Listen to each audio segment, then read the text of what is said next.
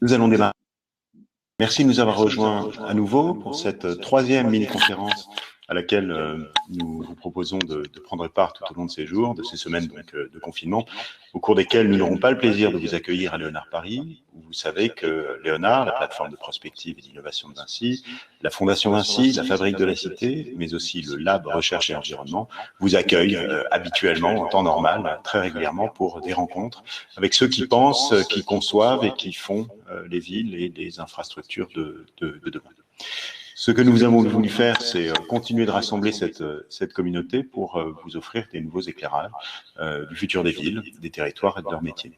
Il est parfois, dans ces conférences, question de la crise sanitaire, de ses répercussions précisément sur cet avenir, mais nous nous laissons également la liberté de parler parfois d'autres choses, de faire des pas de côté et de rencontrer d'autres personnalités qui peuvent nous éclairer sur ces nouvelles formes. Pour cette troisième conférence, c'est la Fondation Vinci pour la Cité, qui est un autre des résidents de Léonard Paris, qui reçoit.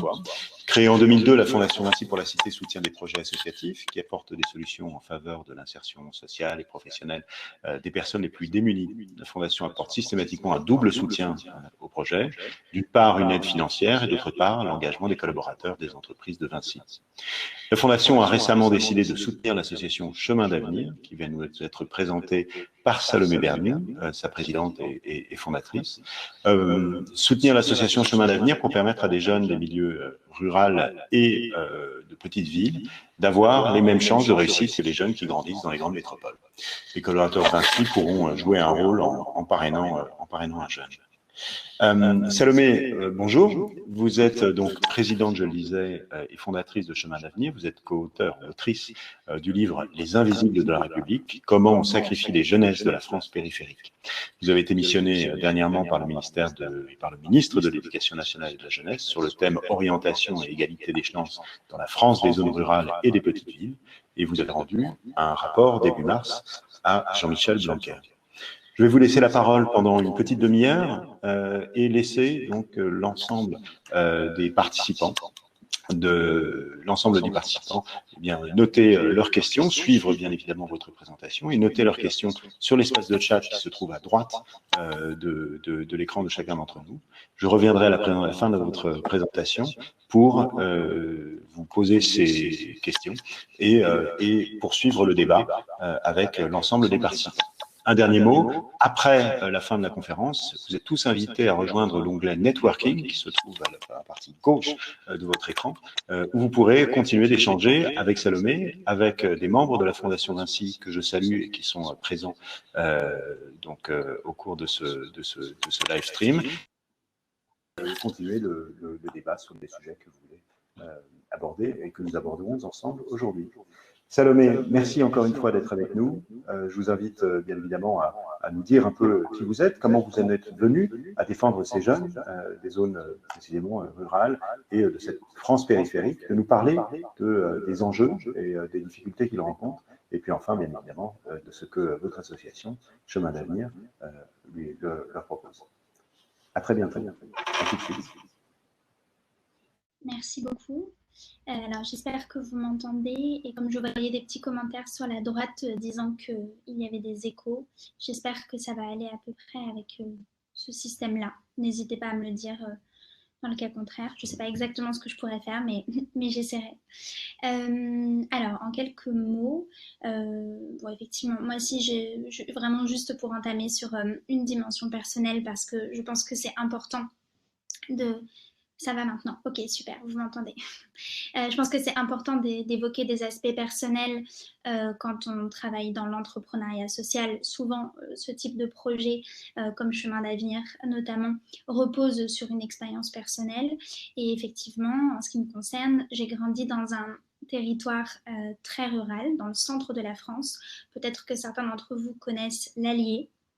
Dans mon cas, c'était un tout petit village, un hameau même de 180 habitants à peu près, où j'ai toujours des attaches familiales par mes parents. Et donc, on va dire que la situation que je vais vous décrire par la suite, c'est une situation que j'ai vécue empiriquement il y a longtemps maintenant, puisque j'ai quitté l'Allier à 18 ans il y a plus de 12 ans. Mais voilà, tout ça repose sur une expérience personnelle. La seule chose, c'est que souvent, les expériences personnelles, on se rend compte par la suite que ça fait écho à l'expérience de milliers, voire de millions d'autres personnes.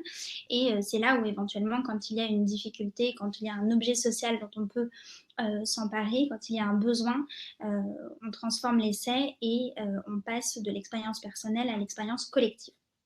Une fois qu'on a dit tout ça, si ça vous convient, je vous parlerai de l'association Chemin d'Avenir dans un deuxième temps. Dans un premier temps, je trouverais ça important, je vois que ça coupe, j'espère que ça va à peu près globalement, je trouverais ça important de surtout revenir sur les constats qui ont guidé l'action de Chemin d'Avenir depuis les origines en 2016 donc. Et effectivement, dès les origines du projet, la Fondation Vinci avait fait partie des soutiens de l'association. Alors, les constats dont on part pour construire l'association Chemin d'Avenir, ils sont 3. Le premier de ces constats, c'est que les jeunes qui grandissent dans les zones rurales d'une part, mais aussi les petites villes, très souvent rencontrent des obstacles au cours de leur parcours. Ces obstacles, et j'y reviendrai, c'est le manque d'informations concernant ce qui existe, concernant les formations, concernant les métiers qui peuvent s'ouvrir à eux. Ces obstacles, c'est les enjeux de mobilité, mobilité géographique et mobilité sociale. Il y a un terme qui est un peu trop à la mode à mon goût à l'heure actuelle, mais qui consiste à dire que certaines personnes sont assignées à résidence. Dans le cas des jeunes de ces territoires, c'est très souvent le cas. Une vraie difficulté à bouger, à quitter son territoire pour aller se former. D'autres obstacles, c'est par exemple le manque d'opportunités académiques, culturelles, professionnelles, à proximité immédiate de leur domicile. Ça peut être aussi l'autocensure avec un biais très fort qui est ce côté c'est pas fait pour moi parce que je viens de la campagne. Et là, on voit des points communs très forts d'ailleurs avec les jeunes qui peuvent grandir dans les quartiers prioritaires, dans les populaires, qui peuvent se dire ce n'est pas fait pour moi parce que je viens d'une banlieue. Eh bien, ça existe aussi, ce n'est pas fait pour moi parce que je viens de la campagne. Vous avez aussi comme obstacle, évidemment, les fragilités économiques et sociales qui peuvent exister dans certains de ces territoires-là, c'est peu de le dire, et puis également la fracture digitale. Bref, vraiment une accumulation d'obstacles qui portent atteinte à l'égalité des chances entre les jeunes Français et qui fait que, très concrètement, un jeune qui grandit dans le cœur de la Creuse, de l'Allier, du Puy-de-Dôme ou des Vosges n'est pas dans la même situation de départ face à son avenir qu'un jeune qui grandit dans le cœur de Lyon ou de Paris. Le deuxième de ces constats, c'est qu'en réalité, ces jeunes sont extrêmement nombreux. C'est-à-dire que si vous vous fondez sur les données nationales et de l'INSEE, en réalité, ce sont 65% des moins de 20 ans qui grandissent dans les zones rurales et les petites.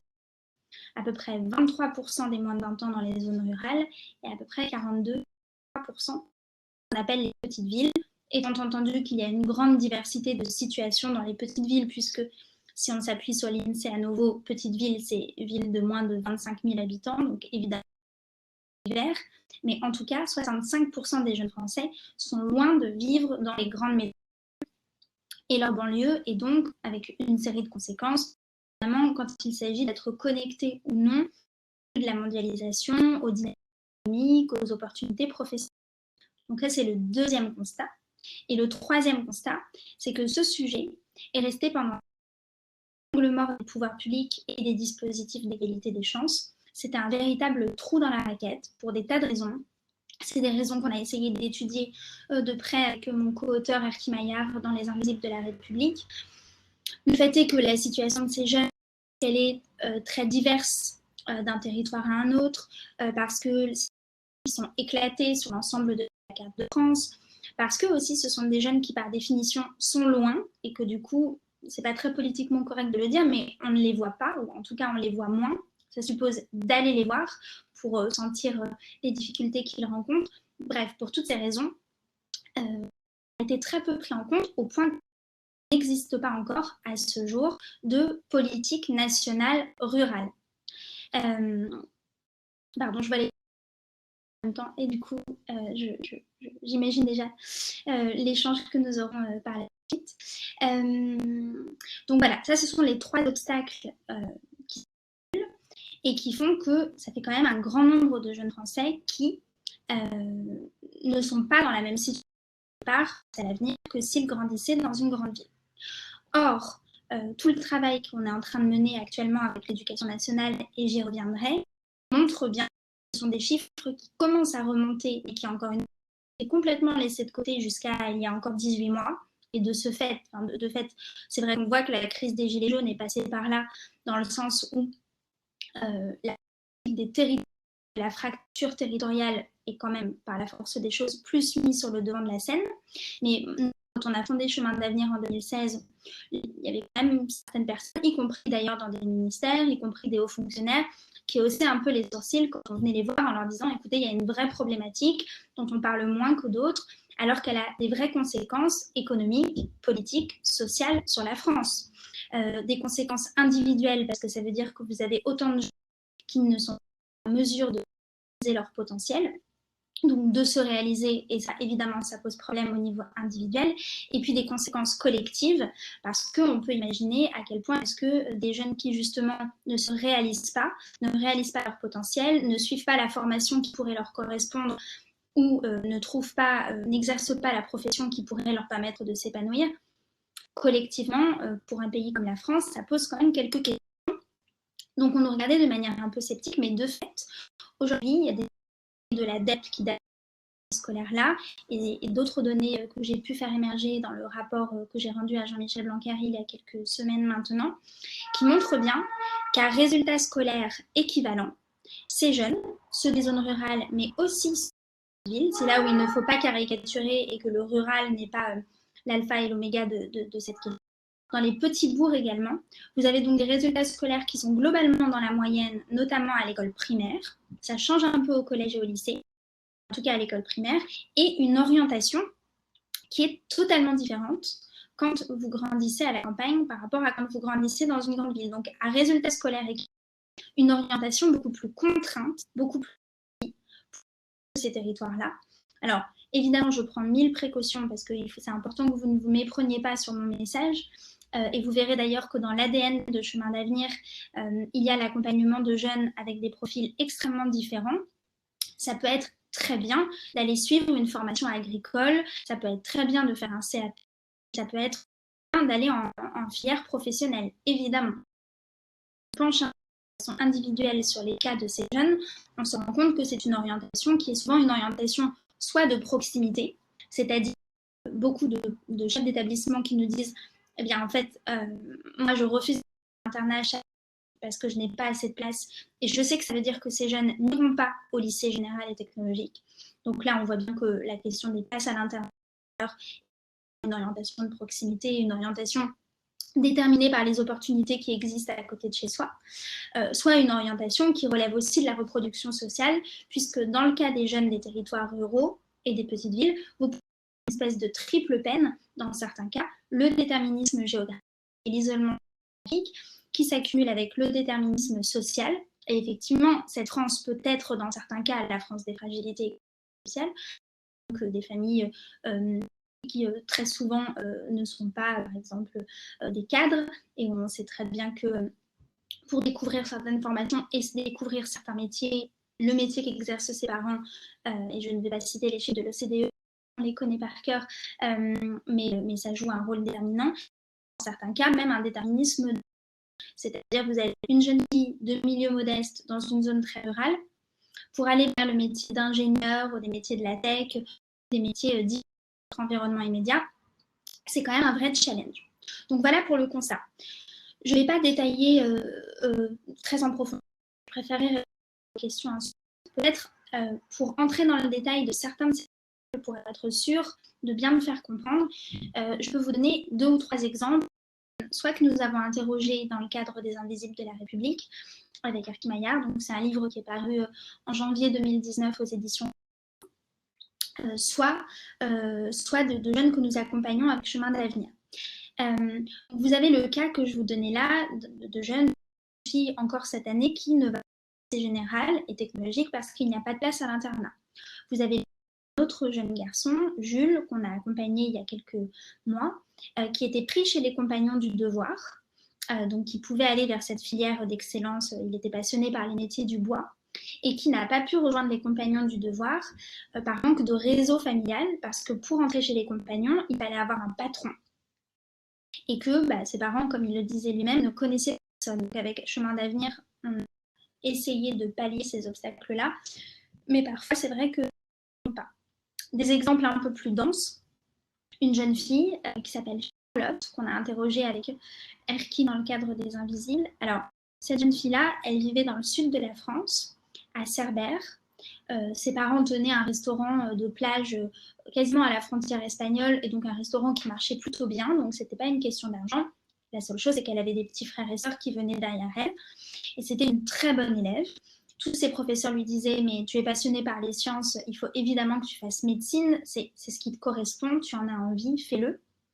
Et la seule chose, c'est que pour faire médecine, elle aurait dû quitter Cerbère et aller à Montpellier. Or, Montpellier, c'était à plus de 2 heures de train de chez elle. C'était compliqué, il fallait une chambre étudiante. Or, vous le savez sans doute, mais en France aujourd'hui, il y a juste seulement une famille sur 2 qui est en mesure de payer un logement étudiant à son ou à ses enfants. Donc, dans son cas, c'était très compliqué. Elle avait peur aussi, parce qu'en fait, elle était restée entre Cerbère et Perpignan toute sa vie. Donc, elle y était très heureuse et très épanouie. Mais au moment de franchir le cap pour aller à Montpellier, c'était vraiment compliqué pour elle. Et donc, en fait, elle a choisi d'aller faire une école d'infirmière à Perpignan, parce qu'au moins, elle pouvait prendre le train le matin et le soir et rentrer chez elle. Et donc, ça peut être très bien d'être infirmière, mais quelques années plus tard, c'est quand même quelqu'un qui explique qu'elle aurait préféré essayer d'être médecin, et qu'elle regrette que les conditions matérielles et psychologiques liées à son isolement géographique des opportunités ne lui aient pas permis de tenter sa chance. Autre exemple, un peu différent, mais que je trouve intéressant, le cas d'un jeune homme qu'on a aussi interrogé pour le livre, qui s'appelle Simon, qui lui est en Corrèze, fils de garagiste, il a aussi des frères et sœurs. Bon, à nouveau, c'est pas uniquement une question d'argent, parce que c'est plutôt le garage du coin qui fonctionne bien, et donc ses parents ont qui ne sont pas neutres. Mais il n'empêche qu'il n'y a pas forcément de tradition d'études supérieures dans sa famille. Et à la force du poignet, ce jeune homme entre en prépa à Bordeaux, et à la force du poignet, au bout de 2 ans, il est admissible en école de commerce. Et il nous raconte que le jour de son oral, le jury est penché sur son CV et sa lettre de motivation, comme si arrivé soit côté candidat, soit côté jury, et s'étonne en regardant ces données qu'on lui présente. Et il demande au jeune homme, mais je ne comprends pas, en fait, qu'est-ce que vous avez fait toutes ces dernières années? Je ne vois aucune activité extrascolaire, aucun engagement associatif, aucun stage, aucune expérience à l'étranger. Et le jury demande, est-ce que vous vous êtes contenté de rentrer chez vous après les cours et de prendre votre goûter en regardant une série, ou qu'est-ce que vous avez fait depuis toutes vos études et votre lycée? Et donc Simon n'ose pas répondre et n'ose pas faire la réponse faite à nous quelques mois plus tard, qui était de dire non, en fait, excusez-moi monsieur, mais ce qui se passait, c'est que je faisais 1 heure de bus le matin et 1 heure de bus le soir pour aller en cours au lycée. Ensuite, j'aidais mon père au garage, je m'occupais de mes frères et sœurs. Après, je suis entrée en prépa et j'ai travaillé comme un dingue pour rattraper mon retard. Et aujourd'hui, je suis là et je suis admissible, et c'est ça qui compte, non? Et le jeune homme n'intègre pas, parce qu'il n'a pas l'école et parce qu'il ne coche pas un certain nombre de cases qui aujourd'hui, c'est vrai, notamment du fait de supérieur, ce sont aussi ces cases-là qui comptent et qui font la différence. Et quand on est un jeune provincial, très provincial, qui ne maîtrise pas ces codes-là, quand ses parents ne savent pas forcément comment nous encourager à les suivre et à les obtenir, on part quand même avec pas mal de retard. Et donc voilà. Et sans misérabilisme, encore une fois, et vous le verrez, et je vais ensuite enchaîner sur Chemin d'Avenir pour laisser la place. Encore une fois, notre conviction, c'est que justement, ces jeunes-là regorgent de potentiel, ils ont énormément de potentiel, de motivation, de talent, de courage, et que la seule chose, c'est qu'il faut leur donner les moyens de réaliser ce potentiel, de se mettre en action, d'être, comme on le dit, et tout ça est très discutable politiquement, mais d'être acteur de son avenir. C'est de fait plus compliqué être acteur de son avenir quand à mi-recours dans les Vosges, ou quand on grandit à Bourbon-l'Archambault dans l'Allier, ou quand on grandit à Côte-Saint-André dans l'Académie de Grenoble, que quand on est dans le cœur de Paris, ce qui ne veut pas dire que tout est simple et quand on est dans le cœur de Paris, surtout pour les jeunes qui ont des difficultés, notamment d'un point de vue économique, et ça existe. C'est-à-dire que oui, les jeunes des quartiers prioritaires ont des à relever, oui, la grande pauvreté est dans les métropoles, c'est une évidence aussi, mais ça n'empêche pas que d'autres fractures existent. Ces jeunes-là se prennent de plein fouet la fracture territoriale, et ce, à bas bruit, et depuis, en réalité, des décennies. Et si je avec un dernier exemple, si vous êtes un jeune boursier dans le cœur de Lyon, et que vous découvrez un peu par hasard même si vous avez par exemple un parent sur deux qui est au chômage, une famille monoparentale, bref, vous cochez un certain nombre de cases qui font que votre situation de départ est complexe. Mais il n'empêche que si vous découvrez sur Internet ou grâce à un professeur le métier d'ingénieur, un métier dans l'orfèvrerie, le métier de journaliste ou de diplomate, vous allez pouvoir, à pied, à côté de chez vous, dans Lyon, aller à orientation, un salon UNICEF, vous allez pouvoir, en frappant aux portes, et ça ne veut pas dire que ce sera facile, mais il n'empêche qu'existe autour de vous l'opportunité de faire des stages à la rédaction d'un journal, existe autour de vous la possibilité d'échanger avec des étudiants ingénieurs que dans les études que vous voudriez suivre, d'échanger avec des professionnels, et surtout, et en fait la fondamentale elle est là, au moment de faire ces études, vous pourrez rester vivre chez avec un coût donc bien moindre. Le même jeune qui est dans la campagne, et on a beaucoup chez Chemin dans le nord de la France ou dans l'Est par exemple, ou dans le centre, ou dans des territoires très ruraux de France, le même jeune à capital familial, on va dire équivalent, à résultats scolaires équivalents, s'il découvre ce métier-là, eh bien, il n'aura pas de salon de l'orientation à côté de chez lui, il n'aura probablement pas d'ingénieur à côté de chez lui, ni d'école d'ingénieur à côté de chez lui. Donc, ça supposera plus d'efforts dans un contexte moins favorable. Voilà le constat un petit peu étoffé. Maintenant, la réponse qui est la réponse chemin d'avenir, et ensuite, encore une fois, je préfère vous laisser la parole, ce sera sans doute plus intéressant. Donc, Chemin d'avenir, c'est une association, loi 1901, reconnue d'intérêt général, qui a depuis cette année l'agrément du ministère de l'Éducation nationale. La réalité, c'est qu'aujourd'hui, on relève presque plus de l'entrepreneuriat social que de l'univers associatif pur. Et c'est d'ailleurs, je pense, pour ça que nous sommes devenus, enfin que je suis devenue fellow Ashoka, qui, vous savez sans doute, mais cette incubateur d'entrepreneurs, le plus grand réseau d'entrepreneurs social au monde, je crois, et qui a la chance, si je vous en parle, c'est parce que ça va totalement dans le sens de ce que nous essayons de faire avec Chemin d'avenir, c'est-à-dire avoir un impact systémique sur la question de ces inégalités territoriales et de leurs conséquences sur les jeunes. C'est-à-dire pas uniquement essayer d'accompagner une poignée de jeunes, même si ça c'est déjà génial et très gratifiant, mais voir quel levier d'action on peut actionner pour que cet effort devienne collectif, notamment en travaillant main dans la main avec l'éducation nationale, notamment au niveau local, avec les entreprises et les fondations d'entreprises, avec les collectivités territoriales et avec les familles, de façon à créer autour des jeunes chemins d'avenir, autour des jeunes de ces territoires, un vrai écosystème de réussite qui leur permette ensuite de s'épanouir. Donc, la mission de l'association, c'est celle-ci, c'est permettre aux jeunes des zones rurales et des petites villes d'avoir autant de chances de réaliser leur potentiel que les jeunes des grandes métropoles.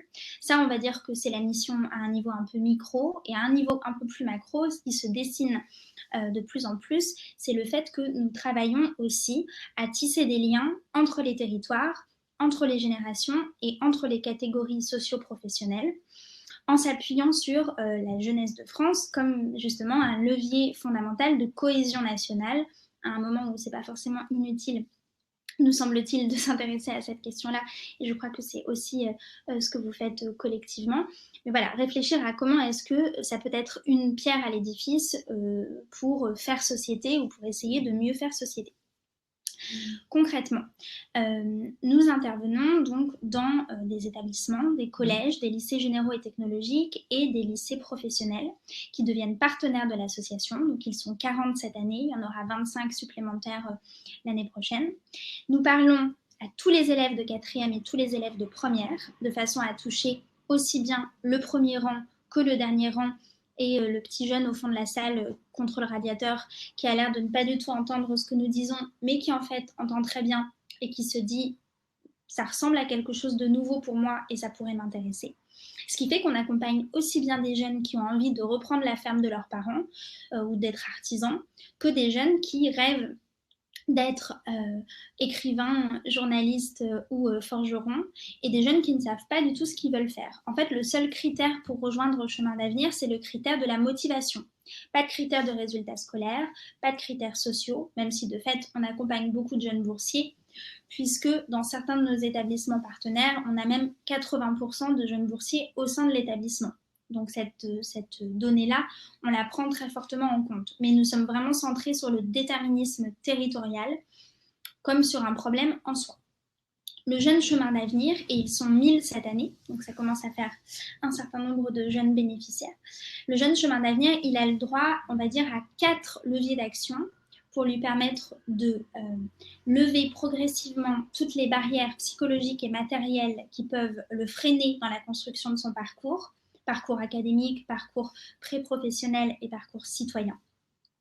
Et ces 4 leviers, je pourrais y revenir plus dans le détail si vous voulez ensuite, mais c'est d'abord une méthodologie de réflexion qui se veut innovante et qui en tout cas l'est résolument pour ces jeunes-là sur soi, c'est-à-dire apprendre à travailler sur ses forces, ses faiblesses, ses croyances limitantes. Je vous donne un exemple, mais très souvent les jeunes collégiens ruraux, ils nous disent qu'ils ne veulent surtout pas travailler dans un bureau. Et donc, on essaye de voir avec eux ce que ça veut dire, parce que finalement, est-ce que chez Chemin d'avenir, on travaille dans un bureau? On essaye de leur expliquer qu'il y a souvent un ordinateur et un bureau, mais qu'en réalité, il y a une dimension de terrain qui est très très forte, et que ce qu'ils imaginent être un travail dans un bureau, ça n'est pas exactement aussi restrictif qu'ils le pensent. De la même façon, et tout à l'heure, je vous parlais de déterminisme de genre. Ça, c'est très fort parmi les jeunes que nous accompagnons. Quand nous allons dans des collèges ruraux, à nouveau, dans certains collèges, on a ressorti les stats récemment. Vous avez 8 jeunes filles sur 10 qui nous disent vouloir travailler avec les animaux et avec les enfants. Et quand on leur demande, quand on creuse un peu, quand elles veulent travailler avec les animaux, ce n'est jamais pour être vétérinaire, c'est plus pour travailler dans l'animalerie du village d'à côté. Et quand c'est pour travailler avec les enfants, c'est jamais pour être professeur, c'est plus pour être puéricultrice, voilà, garder des enfants à domicile par exemple. Donc il y a tout un tas de dimensions sur lesquelles nous travaillons à travers cette méthodologie de réflexion sur soi que nous avons conçue avec des partenaires de l'éducation nationale et aussi des partenaires privés dès la première année. Deuxième levier d'action, le parrainage individuel, le tutorat. Là, on n'a vraiment rien inventé. On s'inspire de modèles qui existent déjà et qui font ça extrêmement bien, notamment pour les jeunes des quartiers ou pour les jeunes filles, et puis de modèles aussi plus anglo-saxons. Mais donc, cette année, nous avons 1000 filleuls chemin d'avenir et 1000 parrains chemin d'avenir. Et ce qui peut être intéressant pour vous qui êtes connectés, je pense, c'est le fait que nous avons un arbitrage stratégique assez fort par rapport à ce parrainage, puisque nous avons décidé que celui-ci aurait lieu à distance, ce qui est extrêmement pratique en cas de crise sanitaire comme celle que nous traversons, parce qu'en réalité, tout se passe par vidéoconférence pour nos jeunes, pour au moins 2 raisons. D'abord, pour leur permettre d'avoir une ouverture géographique qu'ils n'ont par définition pas. Donc, un jeune va en Paris, qui sera à Paris, campagne au Laos. On a beaucoup de parrains qui sont à l'étranger. Et donc, tout à coup, ce sera une ouverture en plus vers un territoire nouveau qui pourra ensuite favoriser sa mobilité géographique. Et puis, deuxième raison pour cet arbitrage, c'est pour faire en sorte que nos filleuls s'emparent de la question du numérique et en fassent une force dans leur parcours. Sous-entendu, quand vous êtes dans la numérique, soyez capable de vous connecter sur Skype, d'écrire des mails de sollicitation propres et d'être proactif via le numérique, puisque toutes les opportunités ne viendront pas jusqu'à vous. L'accompagnement est donc à distance, ce qui veut dire que vous pouvez devenir parrain d'un jeune qui à l'autre bout de la France. Ça n'est absolument pas compliqué. Voilà pour le deuxième levier. Le troisième levier, Et ce sont des opportunités en plus pour nos jeunes. Nous leur donnons accès à des opportunités de stage, à des bourses d'incitation à la mobilité, à des rencontres avec des professionnels, à des programmes spécifiques pour eux, etc. Donc là, c'est pareil. Généralement, nos partenaires sont très impliqués dans cette dimension-là. Et puis, le quatrième levier, ce sont des formations thématiques que nous faisons dans nos établissements partenaires pour nos jeunes, des formations sur l'utilisation du numérique, des ateliers d'empowerment, des ateliers de prise de parole, des ateliers plus sur l'écriture comme outil professionnalisant et de réalisation de soi, écriture de CV, de lettres de motivation, etc. Et donc tout ça, c'est pendant 18 mois, renouvelable par la suite, si bien qu'on accompagne parfois un jeune de la quatrième jusqu'à la fin de sa première année d'études supérieures. Voilà pour, à très grands traits, les actions de chemin d'avenir. Je finirai peut-être en vous parlant, parce que c'est important, notamment puisque les questions que Vinci effectivement soutiennent de nouveau chemin cette année, peut-être sur nos projets de développement et la dimension de plaidoyer de chemin d'avenir, parce que ça c'est assez majeur, notamment par les temps qui courent. Sur les projets de développement, donc l'association a commencé ses actions en 2016 par une année pilote dans l'Académie de Clermont-Ferrand avec l'accompagnement de 100 premiers jeunes.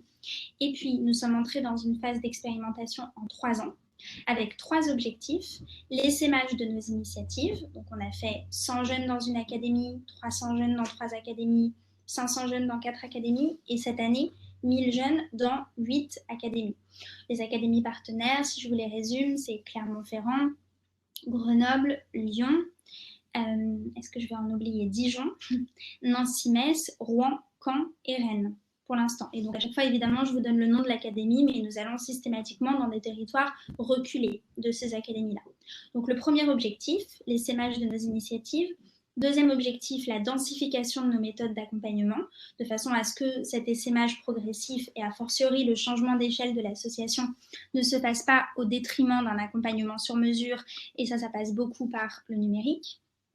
Et puis, troisième objectif, la professionnalisation de notre structure. Donc, on est passé d'une équipe 100% bénévole en 2016 à une équipe qui compte à peu près 10 salariés, dont 2 stagiaires cette année.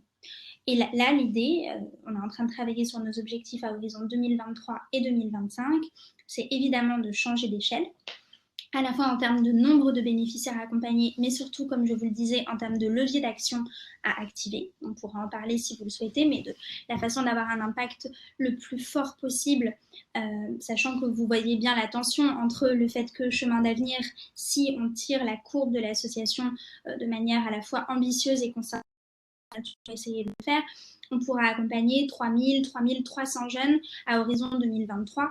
C'est bien, mais on parle en réalité de plus de 10 millions de jeunes Français concernés. Donc il y a forcément un moment donné où le changement d'échelle doit aussi inclure une forme de révolution du modèle sur lequel on travaille là, tout en restant évidemment aligné avec nos valeurs et notre mission, ce qui fait partie de nos priorités, comme vous pouvez l'imaginer. Et donc là, la question, c'est comment faire pour... j'ai bientôt fini, je vois sonner le gong. Mais donc, les 4 objectifs à horizon 2023-2025, c'est à la fois une couverture nationale, être présent en tout cas dans tous les territoires dans lesquels il est légitime que nous soyons présents, des référents dans tous ces territoires-là, un modèle économique hybride sur lequel nous travaillons aujourd'hui, et puis des débouchés de politique publique. Et c'est peut-être la dernière chose dont je peux vous parler, le fait que effectivement, de plus en plus, on voit, et ça c'est à la fois une chance qui est liée au contexte géographique d'une part, mais aussi à la façon dont Chemin d'avenir a dès le début décidé que les sujets qui étaient par l'association étaient des sujets profondément politiques, pas au sens partisan du tout, mais au sens des politiques publiques, et que donc il fallait faire un vrai travail de plaidoyer vis-à-vis des pouvoirs publics, mais aussi vis-à-vis des entreprises. Ce qui fait que nous avons des entreprises partenaires qui sont extrêmement engagées à nos côtés depuis les origines. Je pense notamment aussi à l'entreprise, à la Fondation EDF, à Michelin, à la Fondation Vinci qui était là aussi des origines, mais à des entreprises qui connaissent très bien les territoires et qui du coup ont des collaborateurs qui se reconnaissent dans ces problématiques-là. Mais il y avait en tout cas tout un travail de plaidoyer à mener que nous avons fait à travers notamment le livre dont je vous parlais, le rapport qu'on a confié à Michel Blanquer, et puis des enquêtes d'opinion que vous pourrez retrouver notamment sur Internet. Je vous donnerai, si vous souhaitez, accès aux liens, mais je pense par exemple à une enquête hip-hop que j'ai commandée il y a quelques semaines et qui permet d'objectiver aussi tout ce dont je viens de vous parler et d'avoir des chiffres très concrets à faire remonter, notamment au pouvoir public. Voilà, je suis à votre disposition pour répondre à vos questions. C'était à la fois très long et très long pour vous, j'imagine, et très rapide en même temps. Vous me direz ce que vous en pensez. Merci de votre écoute. C'était parfait. Merci beaucoup, Salomé. Merci et merci à tous d'avoir posé vos questions nombreuses dans l'espace de chat. J'ai essayé de les rassembler un peu et de m'en faire le porte-voix. Pour commencer, peut-être par une question, peut-être la question la plus provocante de celles qui ont été posées tout à l'heure. C'est Magali qui vous demande si vous n'avez pas l'impression, au fond, de nager contre le courant dans un moment qui est globalement dominé par le recul des services publics dans les territoires ruraux et dans les petites villes auprès desquelles vous avez choisi d'intervenir. Est-ce que vous avez l'impression d'intervenir en compensation, au fond, de ce retrait? Alors, oui et non. Oui, dans le sens où on le voit évidemment, et cela a un impact très net sur beaucoup des jeunes que nous accompagnons et sur leurs parents. Non, dans le sens où, d'une part, l'école est là, quand même, et un de nos partenaires, enfin notre partenaire, c'est l'Éducation nationale, et que ça n'aurait eu d'ailleurs aucun sens de nous opposer à l'institution de l'Éducation nationale. C'était au contraire de tisser de créer des conventions avec les rectorats, avec les collèges et les lycées et à l'échelle nationale pour pouvoir aller le plus en profondeur possible avec ces acteurs-là. Et pour le coup, ils sont vraiment, à mon sens, extrêmement présents, extrêmement efficaces. La seule chose, c'est que de plus en plus, je pense que l'éducation nationale peut beaucoup, mais qu'elle ne peut pas tout, et qu'on ne peut pas lui demander de travailler de concert efficacement contre les enjeux d'autocensure, de mobilité, les enjeux économiques, les enjeux d'orientation, les enjeux d'isolement géographique, et que c'est aussi le rôle d'acteurs comme vous et comme nous de travailler main dans la main avec elle. Mais donc, en tout cas, pour répondre, oui, c'est parfois un peu difficile. En même temps, on a aussi été beaucoup aidé, comme je vous disais, depuis 18 mois par le contexte, parce qu'avec la crise des Gilets jaunes, même si ça n'a pas mis de l'accent sur les jeunes des territoires, mais sur les territoires eux-mêmes, c'était très difficile de dire après ça, vous êtes à côté de la plaque.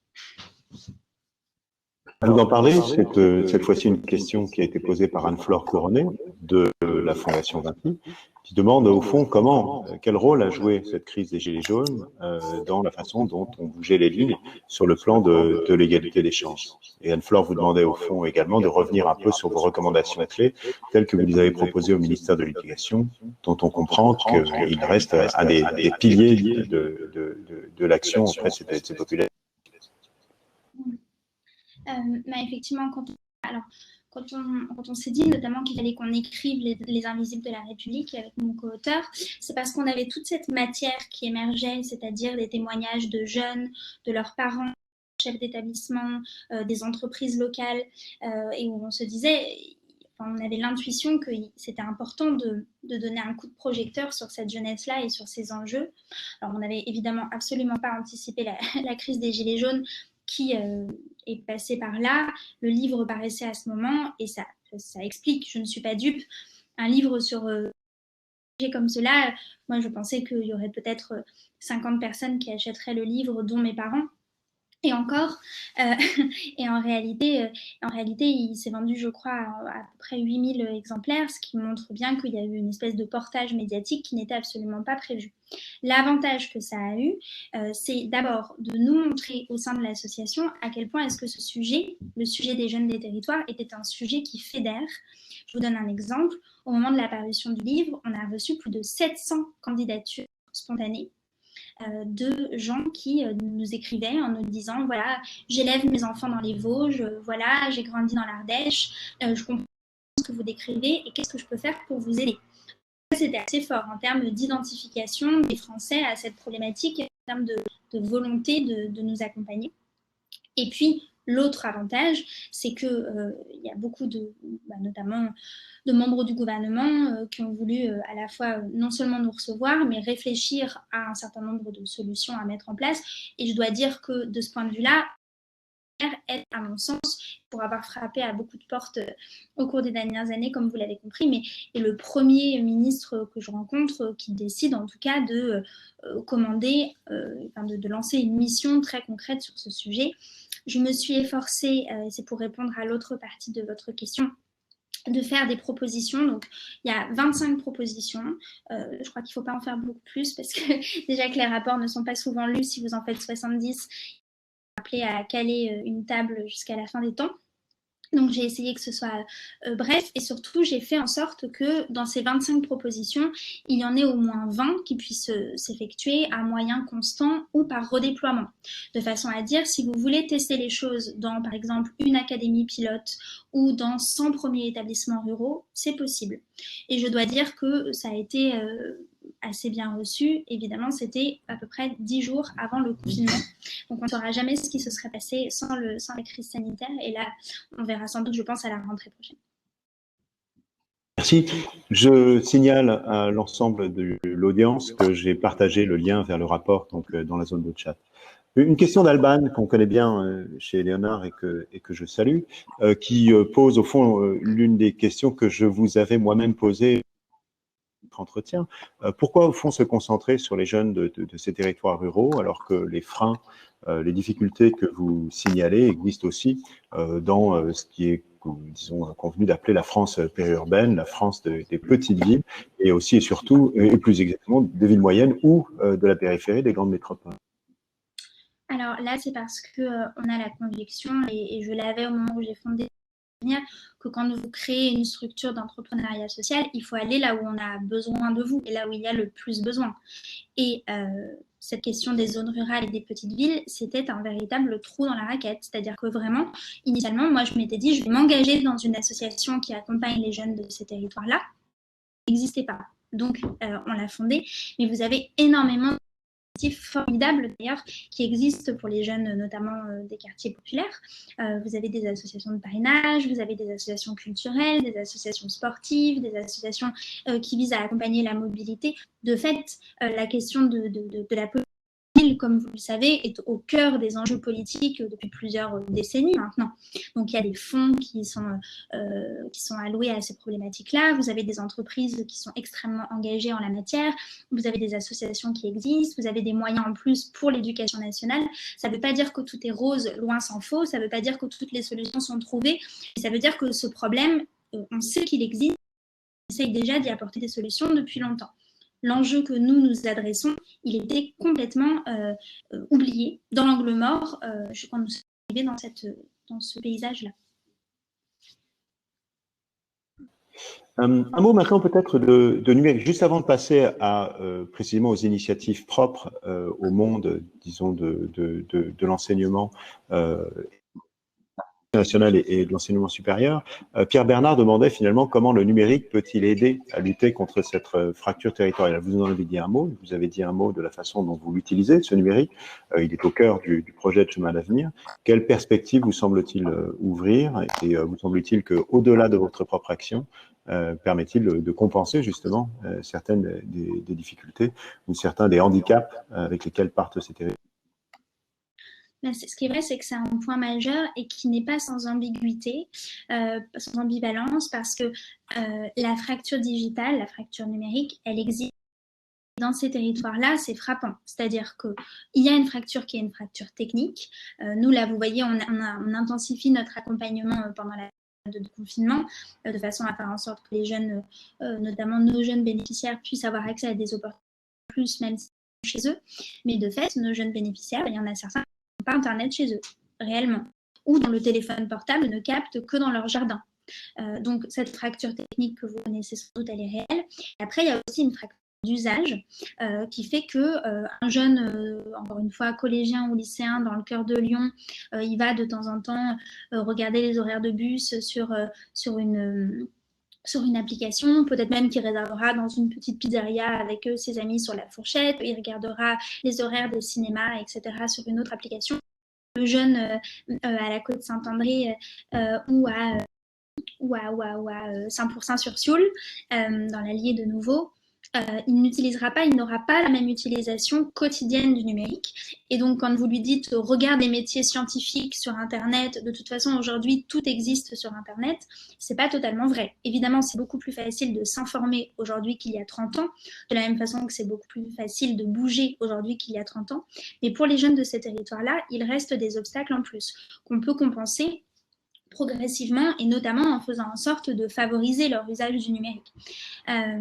Après, sur la question notamment de que vous posiez, c'est-à-dire de la systématisation de la prise en compte de ce problème, je pense comme toujours qu'il faut que ça passe en partie par les établissements et de façon et que l'orientation et l'accès à l'orientation via le digital et une formation via le numérique ne peut passer que par les collèges et les lycées. Or, et là on en vient à des points de vue plus liés à l'éducation nationale et à des données que j'ai essayé modestement de faire émerger dans le rapport, mais vous avez beaucoup de professeurs dans les territoires ruraux qui nous expliquent qu'en fait, ils sont souvent à cheval sur plusieurs établissements, ils sont en poste dans plusieurs collèges ou dans plusieurs lycées, ce qui bien qu'ils sillonnent la France et qu'ils font 80-90 km dans la même journée pour aller dans 2 ou 3 collèges différents et que leur temps dédié à ces apprentissages en plus, pour le numérique, pour l'orientation, pour la préparation à des oraux, pour tout ce qui peut avoir trait à la confiance en soi, est réduit à peau de chagrin et qu'ils n'ont pas du tout le temps de le faire. Donc là, il y a quelques préconisations dans le rapport qui essayent de prendre en compte cette dimension-là. Plus spécifiquement, peut-être 2 dernières questions. Je vais reprendre la question de Constance qui demandait si, au sein du ministère de l'Éducation nationale, précisément, vous aviez entendu parler de l'initiative de la Digital Academy et savoir ce que vous en pensez. Oui, j'en ai entendu parler. Ça fait partie des initiatives dont j'ai demandé de me rapprocher à la fois dans le cadre du rapport et même a posteriori. Pour l'instant, ça n'a pas vraiment abouti. Moi, je trouve que, comme toujours, il y a plutôt des bonnes dynamiques à prendre dans ce genre d'initiative-là.